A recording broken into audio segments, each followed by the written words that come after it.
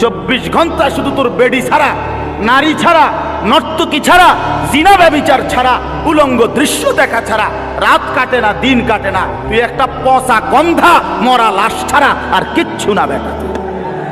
এটা ফালতু লোক বেটা, ফালতু লোক বেটা, এটা একটা বাজে লোক বেটা, অপদার্থ ছেলে তুই বেটা, অকর্মণ্য জিন্দিগি বুঝি আল্লাহ তাআলা এই শরীর, স্বাস্থ্য, যৌবন, শরীরের এই সৌন্দর্য আল্লাহ বুঝি দিছে হুদয় বেডি সামনের লেগে। এটা বুঝি কথা হইল মিয়া? সারাদিন মোবাইল টিপবো, চুলিডারে বারবার ফিরাবে আর বন্ধুদের সাথে আড্ডা দিবি। এটা কিতা? এ তো মানুষ না, এটা প্লাস্টিক। এ তো ফালতু লোক।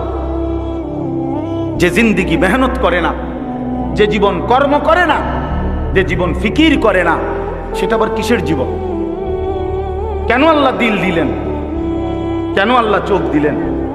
কেন আল্লাহ কান দিলেন? কেন আল্লাহ শরীরের মধ্যে সক্ষমতা দিলেন?